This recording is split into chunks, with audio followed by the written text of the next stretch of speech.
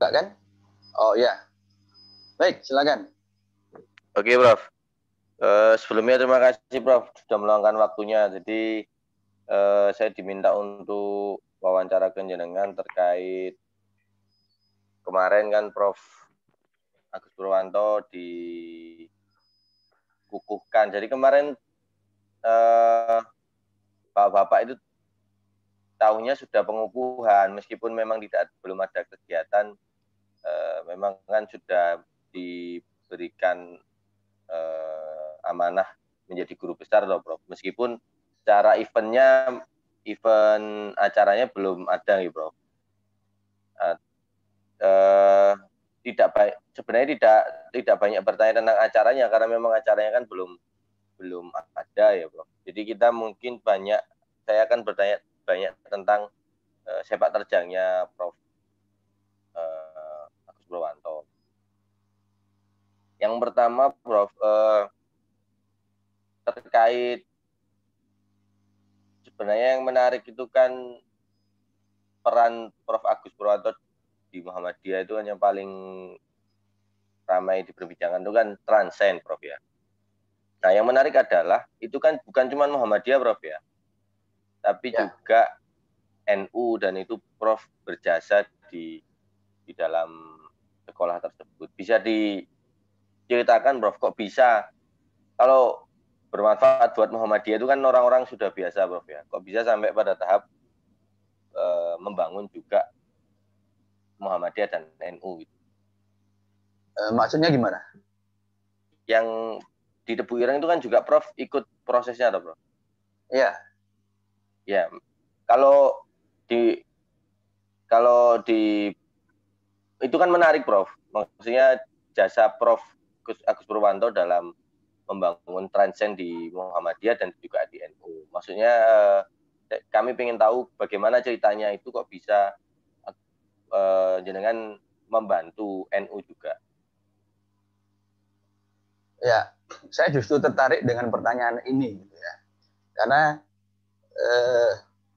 kesannya kan dari pertanyaan ini kan apa yang saya lakukan kan kesannya aneh. Sementara bagi saya itu adalah biasa begitu.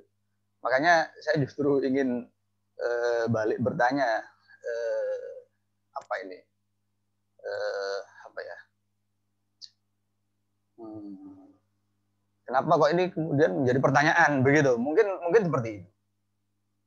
Karena kan tokoh Muhammadiyah biasanya bermanfaatnya cuma buat Muhammadiyah, Prof. Yang rame-rame, maksudnya orang seperti jenengan tuh jarang begitu yang bermanfaat buat Muhammadiyah dan juga NU. Makanya ini kan ingin kita tulis begitu, Prof. Ya, begini. Pertama itu ada dua hal ya menurut saya. Pertama, mungkin cara berpikir kita yang katakanlah sangat, kalau Muhammadiyah dia Muhammadiyah minded, kalau NU ya NU minded begitu ya, sehingga cenderung tertutup begitu. Itu yang pertama. Yang kedua, mungkin tidak banyak orang yang mempunyai sesuatu yang memang dibutuhkan oleh orang lain. Dalam konteks ini oleh NU misalnya. Ya. Nah, itu mungkin itu jawaban sederhananya itu. Nah, NU dalam kasus ini Tebu Ireng, ya, saya akan fokus saja ke Tebu Ireng, tidak melihat NU secara luas, gitu kan. Karena kalau secara luas saya juga tidak terlalu paham, tidak cukup informasi, tapi saya fokus saja ke Tebu Ireng.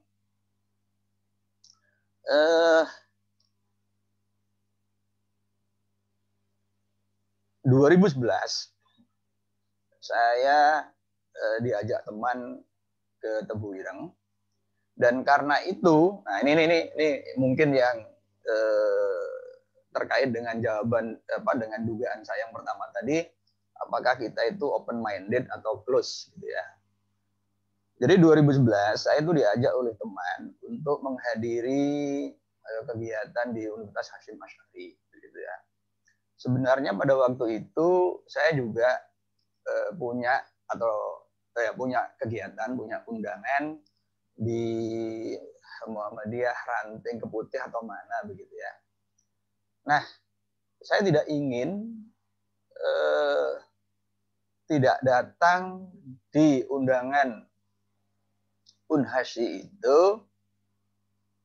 yang kemudian memunculkan persepsi saya nggak mau datang di undangan itu karena saya orang Muhammadiyah. Nah itu ya.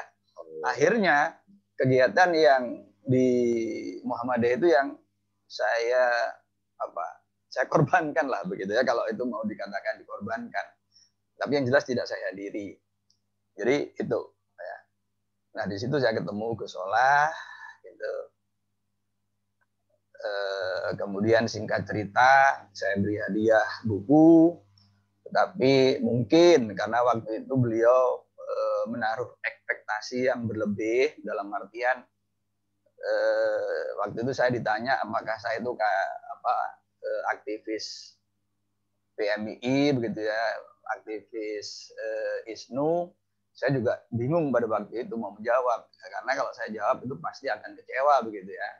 Tapi kalau nggak saya jawab, cepat atau lambat kan pasti tahu, sehingga akhirnya ya saya jawab juga begitu.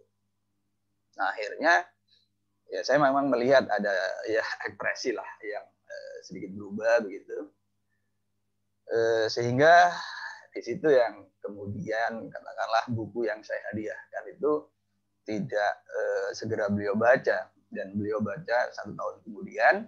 Setelah beliau baca, kemudian beliau merasa menemukan ya orang yang beliau cari, orang yang bisa membantu beliau, yaitu mendirikan pesantren yang berbeda. Karena itu kemudian beliau ingin ketemu dengan saya dan janjian ketemu di Gramedia Basuki Rahmat sini Surabaya ini ya. Saya ketemu berdua aja di situ. Kemudian beliau menyampaikan keinginannya, Mas, mbok saya itu dibantu. Saya kaget pada waktu itu karena saya kira saya mau diadili gitu ya, karena saya sering ngomong tentang Al-Ghazali begitu. Nah ternyata saya juga surprise gitu. Mbok saya dibantu. Saya kaget, dibantu nopo Gus begitu. Dibantu dibuatkan pesantren yang tidak begini-begini saja. Saya juga agak kaget ya. Maksud Gus Solah pripun gitu kan. Ya saya tolong dibantu bikinkan pesantren yang isinya tuh seperti yang ada di dalam buku saya itu ya, buku Ayat Semesta gitu. Ya saya katakan siap gitu. Tapi nunggu saya balik dari Malaysia. Nah, begitu cerita awalnya. Bukunya itu apa, Prof? Ayat-ayat semesta. Oh, yang Ayat Semesta. Ya. Itu berarti jenengan sudah mulai membangun yang di Sragen itu, Prof ya? Atau berbarengan? Jadi belum juga ya. Belum juga. Bahkan sebenarnya ya, setelah berinteraksi itu sebenarnya maunya berbarengan ya. Cuma Jombang itu kan mau memulai benar-benar dengan bangunan baru. Oh iya. Ya. Sementara kalau Sragen itu menempati pesantren lama yang sudah ada, merubah ya SMA Darul Ihsan itu menjadi Trensen. Gitu. Ya.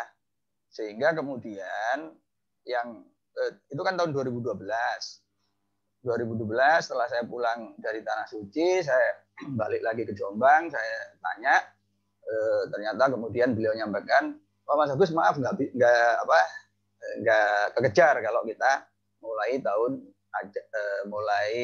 di tahun ajaran tahun depan ini, jadi kita tunda. Nah ada hikmahnya, akhirnya saya bisa fokus ke Sragen. Sragen, ya. Ya. Oke, Prof. Itu terkait Transen, Prof. Yang terkait guru besar ini, Prof. Ya. Kajian-kajiannya saya baca di beberapa berita itu kan Prof Gus kan fokus ke fisika teori. Saya kan sebenarnya tidak terlalu paham ya, dan dibaca teorinya begitu. Mungkin bisa dijelaskan ulang, Prof, yang terkait tentang riset Prof. Agus tentang fisika Ya, teori itu. baik, saya jelaskan dulu apa itu fisika teori ya. Iya, Bro. Di fisika FMIPA ya, yang sering disebut dengan istilah yang salah, fisika murni begitu ya. Oh, ya. Itu sebenarnya salah istilah itu ya. Karena di fisika itu yang namanya fisika murni itu ya fisika teori ya. Maksud saya begini, di dalam fisika itu ada beberapa bidang, ada sub bidang. Jadi kalau seperti di ITS itu ada 6 sub bidang. Nah, salah satu sub bidang itu adalah fisika teori. Nah, fisika teori itulah yang sebenarnya yang murni. Ya, yang mahasiswanya itu per tahun hanya ya mungkin 1 atau 2 atau 3, bahkan kadang-kadang nggak ada begitu ya. Tuh. Oh. Tapi kalau fisika MIPA, kalau di ITS itu berubah nama menjadi Fakultas Sains dan Analitika Data, ya, itu ada 6 sub bidang, ada fisika material, ada fisika bumi, geofisik, ada optoelektronika, ada instrumentasi, ada fisika medis, begitu ya. Nah itu kan tidak murni, nah, gitu loh ya. Jadi seperti itu. Nah, yang murni itu seperti apa? Murni itu bisa dikatakan murni pekerjaan analitis. Jadi nggak pakai lab gitu ya. Jadi ini sebenarnya mirip orang-orang matematik atau orang sastra atau orang filsafat, cuma dasar matematiknya harus kuat. Gitu. Jadi bikin model tentang jagat raya, tentang partikel yang fundamental itu bagaimana? Itu yang fisika teori itu seperti itu. Nah, orangnya karena memang per tahun mahasiswa fisika teori itu kadang-kadang ada 1, kadang-kadang 2 gitu ya, paling banyak 3. Ya memang nggak banyak orang fisika teori di Indonesia itu. Nah, karena nggak banyak ini, maka susah sebenarnya Indonesia itu mau maju. Karena apa? Karena fisika teori itu barometer kecintaan masyarakat terhadap ilmu. Jadi masyarakat kita tuh nggak cinta ilmu. Kan nggak cinta ilmu, ya lupakan tentang kemajuan. Begitu loh ya. Bagaimana bisa maju tanpa mencintai ilmu, tanpa kegilaan pada ilmu. Nah, padahal kalau misalkan di Jepang, ya, satu universitas itu per tahunnya bisa melahirkan orang fisika teori itu 3 atau 4. Begitu ya. Itu satu universitas. Nah, jadi begitu. Ini sekaligus refleksi lah kalau kita mau gembar-gembor mau mengatakan moja maju itu kok seringkali nggak nyambung sebenarnya.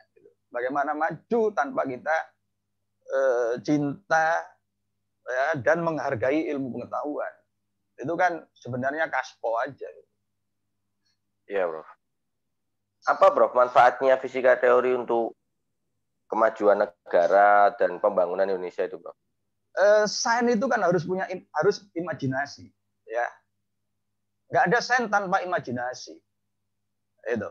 Jadi begini, gagasan-gagasan besar dan orang-orang besar dalam sejarah itu kan para filsuf. Ya, Bro. Yang dicatat di Yunani itu bukan presiden Yunani, tapi para pemikir-pemikirnya, gitu loh. Ya. Nah, negara-negara yang bersejarah itu adalah negara-negara yang punya pemikir-pemikir kuat, gitu. Ya. Jadi begini, lebih sederhananya begini. Ini saya bicara Institut Teknologi ya. Jadi kalau saya ibaratkan ini masjid begitu ya, bidang-bidang di ITS atau di ITB itu kan macam-macam. Ya. Itu. Nah, imamnya itu fisika sebenarnya. Karena fisika itu adalah the queen of science begitu. Jadi ratunya ilmu itu fisika. Nah, kalau ITS atau ITB tanpa fisika, maka ITS dan ITB itu hanya menjadi bengkel besar. Hanya menjadi tukang reparasi begitu. Oh iya Bro. Ya, itu ujung-ujungnya nanti kita hanya jadi kuli. Begitu.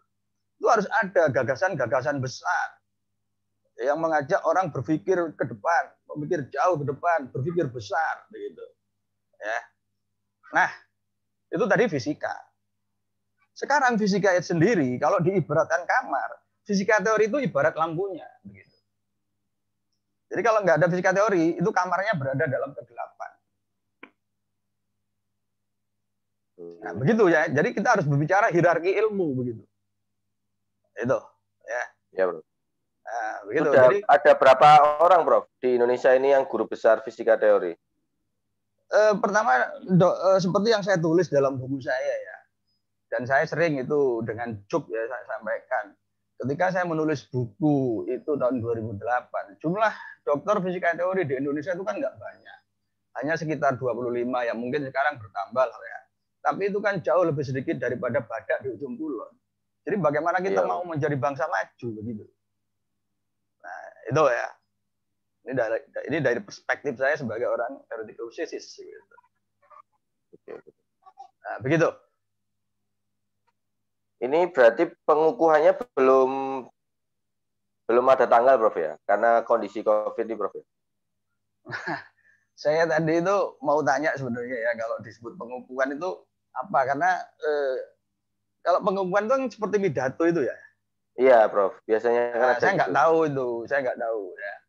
Karena sejak COVID itu memang belum ada pengukuhan guru besar di ITS ya.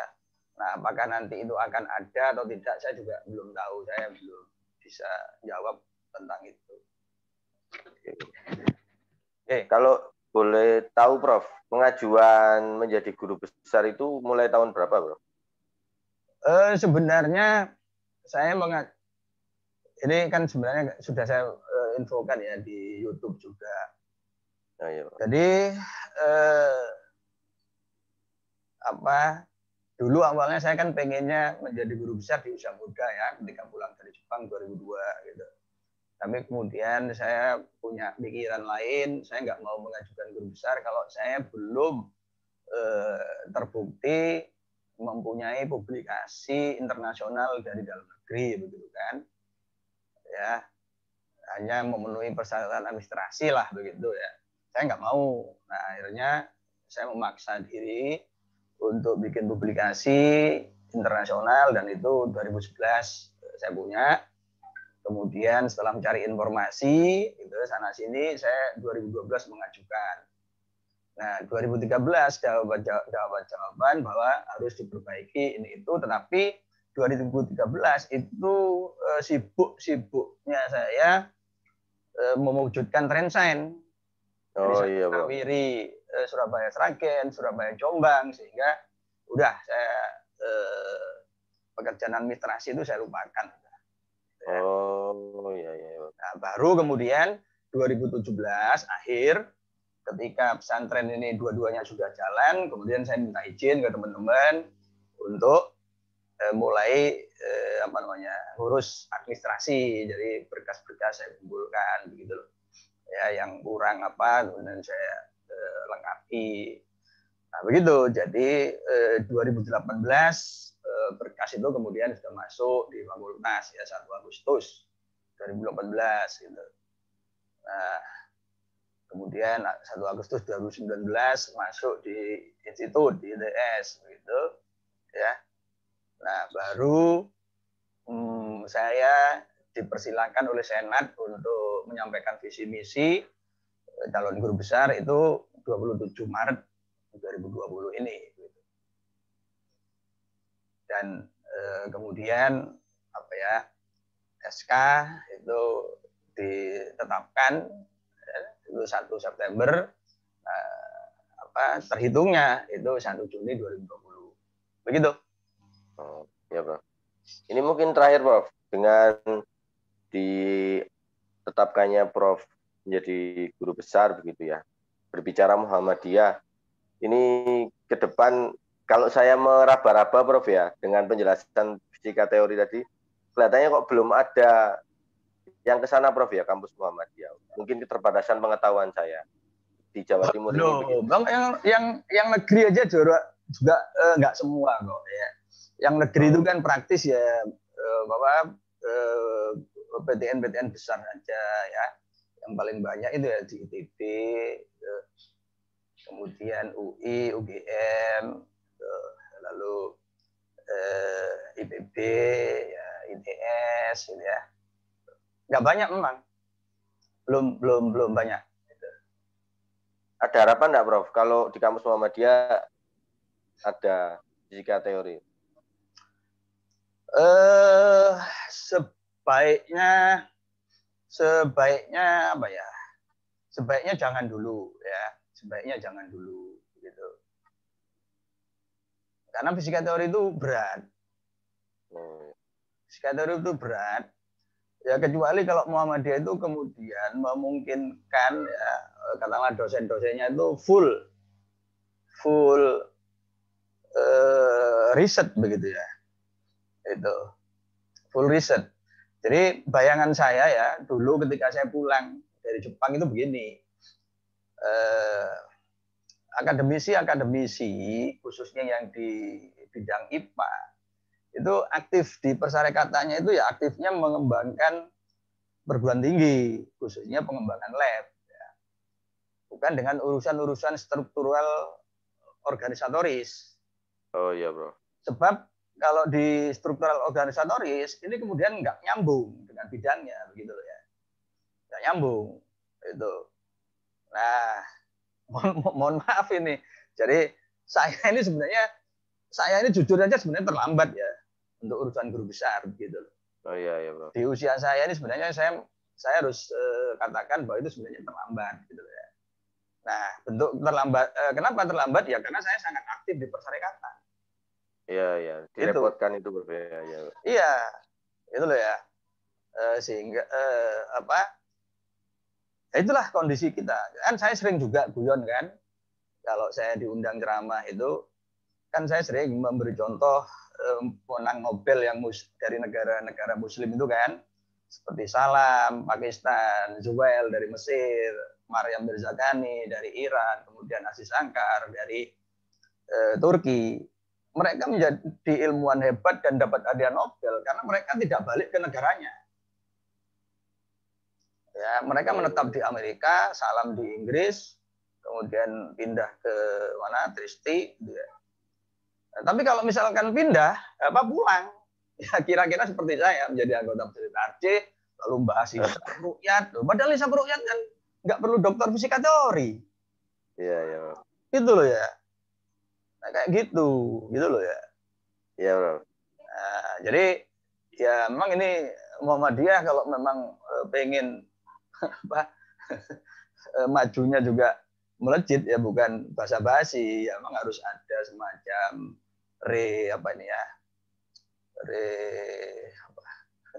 redefinisi ya, atau meninjau ulang tentang aktivis-aktivisnya. Karena saya punya sejawat ya yang itu sebenarnya berdarah Muhammadiyah. Jadi spermanya itu sperma Muhammadiyah begitu ya. Itu menjadi ilmuwan produktif, dapat Habibie Award, tapi mereka nggak aktif di persyarikatan, gitu loh. Ya. Tapi mereka itu orang tuanya itu adalah orang Muhammadiyah, gitu.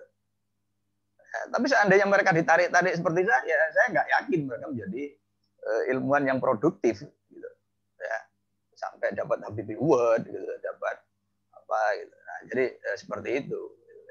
Ya. Jadi memang ini harus ada peninjauan ulang di persyarikatan ini, khususnya terkait dengan kader-kader dalam bidang natural science ya, dan aplikasinya begitu. Iya, Prof. Oke, Prof. Mungkin cukup itu, Prof. Baik. Menarik sepak terjangnya sama refleksinya tadi bisa saya tulis nanti, Prof. Nggih. Terima kasih, Prof. Sami-sami. Maaf mengganggu waktunya. Ya. Assalamualaikum. Waalaikumsalam warahmatullahi wabarakatuh.